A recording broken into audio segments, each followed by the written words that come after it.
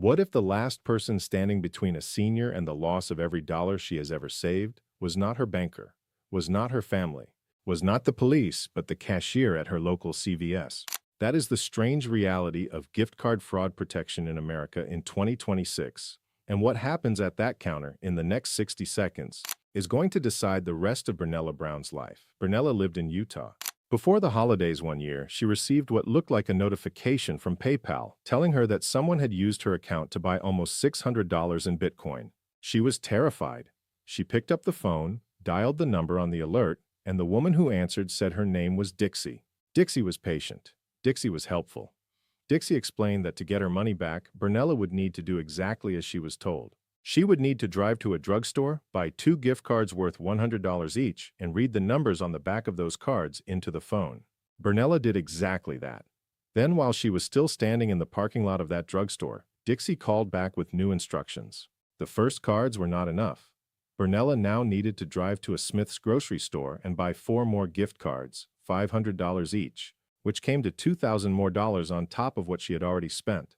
Bernella drove. She walked inside. She started picking up the cards. And that is where a cashier looked at her and decided to ask a question. That cashier had been trained to notice 3 things at once: a senior at the register, a phone pressed against one ear, and a stack of high-value gift cards in her hand. The cashier pulled Bernella aside gently and asked her what was going on. In that single conversation, $2,000 of Bernella Brown's savings did not leave her account. The cashier called the police. The gift card scam ended at the counter. To understand why this scene is playing out in pharmacies and supermarkets all across the country, you have to understand why scammers ask for gift cards in the first place. According to the Federal Trade Commission, gift cards have been the single most common payment method reported in fraud every year since 2018, and about 1 in 4 people who lose money to a scam say they paid with a gift card. In 2023 alone, Americans over the age of 60 reported losing $118 million in gift cards to scammers, and that is just the reported number. The Federal Trade Commission believes the real figure is many times higher because most victims never come forward. However, Consumer Financial Protection Bureau data shows cryptocurrency fraud losses are now surpassing gift card losses, with seniors losing over $450 million to Bitcoin ATM and crypto scams in 2024 alone. Gift cards are popular with criminals for one simple reason. Once the numbers on the back of the card are read aloud, the money is gone.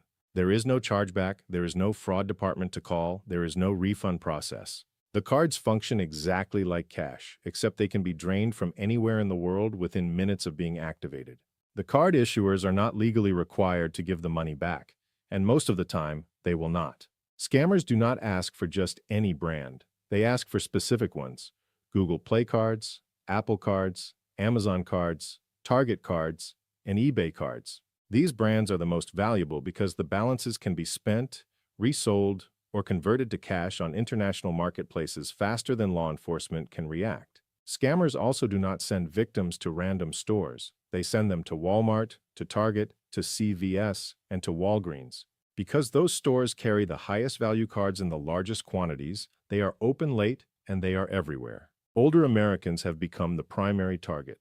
In 2024, adults over 60 reported $2.4 billion lost to fraud, up from about $600 million in 2020, which is a 4-fold increase in just 4 years. The Federal Trade Commission estimates that the true loss figure for seniors, including the cases that are never reported, may be as high as $81.5 billion. The scam does not end with the demand for gift cards. The scam includes a script, and that script is designed to defeat the cashier. Federal investigators and the Federal Trade Commission have now documented this playbook in detail, and every senior watching this video should understand exactly how it works. First, the scammer stays on the phone with the victim the entire time. From the moment the call begins, through the drive to the store, through the walk down the aisle, through the checkout line, the scammer does not let the victim hang up. The reason is simple. As long as the victim is on the phone, she cannot call her bank, her son, her daughter, or anyone else who might tell her the truth. Second, the scammer tells the victim to buy cards from more than one store: $200 at the CVS, $500 at the Walgreens down the road, $1,000 at the Target across town. This is not because the scammer needs that many separate cards. It is because cashiers at a single store are more likely to notice a large gift card purchase And by splitting the transaction across multiple locations, the scammer makes each individual purchase look smaller and less suspicious. Third, the scammer coaches the victim on what to say if a cashier asks a question. The victim is told to say the cards are a gift for a grandchild, or a birthday present, or for herself. Under no circumstances is the victim to mention the phone call. And fourth, the scammer says the words that betray the entire operation. The scammer tells the victim, "Do not tell anyone about this." That single instruction is the scam's signature. No real bank, no real police officer, no real government agency, no real family member in real trouble has ever asked a senior to keep a phone call secret while she empties her bank account into gift cards at a drugstore. The pretexts vary, but they fall into four main categories. The first is a fake call from the Internal Revenue Service or the Social Security Administration, threatening arrest unless taxes are paid immediately in gift cards. The second is a fake call from the bank's fraud department, telling the senior her account has been compromised and she needs to move her money to protect it. The third is a fake call from Microsoft or Apple tech support, claiming her computer has been hacked. And the fourth is a fake call from a family member or someone claiming to represent that family member who is in jail, in the hospital, or in danger, and who needs gift card money right now. These grandparent scams have become even more dangerous with AI voice cloning technology, where scammers can now clone a grandchild's voice from social media clips to make the call sound completely authentic. For years, the only thing standing between a scammer and a senior's life savings was the instinct of a single cashier. Cashiers like Kathy Lumia in Ontario, who stopped an elderly customer from buying $3,000 in Google Play cards by asking just one question. The Smith's grocery employee who pulled Bernella Brown aside. Cashiers at Target who saved an elderly couple in Ohio. Cashiers at CVS who stopped a woman in New York. These were individuals acting on their own judgment with no legal protection and no required training. That is finally beginning to change. In June of 2023, New York became the first state in the country to legally require businesses to post visible warning notices wherever gift cards are sold. Rhode Island passed a similar law that same year. Delaware followed in September of 2024. And then, in May of 2024, Maryland's governor signed the Gift Card Scams Prevention Act, the first law in the entire nation to actually require retailers to train their employees on how to identify and respond to gift card fraud. Ohio's 2024 gift card fraud law became the model legislation for this movement. That Maryland law went into effect on June 1st of 2025, with additional provisions taking effect on October 1st of the same year.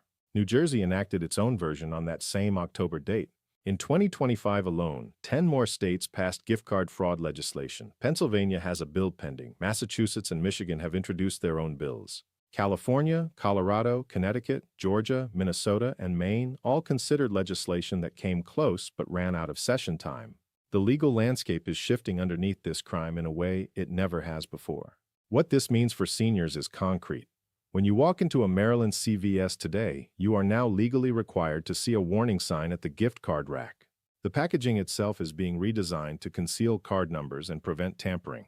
And the cashier ringing up your purchase has now been trained by law to recognize the signs of a scam and to ask you questions. The major chains have moved on their own as well. Target, Walmart, Best Buy, and CVS all train their cashiers to watch for the same red flags. The senior on the phone, the high-value cards, the nervous behavior, the reluctance to make eye contact. The counter is no longer just a place where a transaction happens. The counter is becoming the last defense line. If you are a senior or if you love one, here are the 5 rules that matter the most. Write them down, put them on the refrigerator, read them out loud. Rule number 1, no real business, no real bank, and no real government agency will ever ask you to pay with a gift card. Not the Internal Revenue Service, not the Social Security Administration, not Medicare, not your bank, not the police, not your electric company.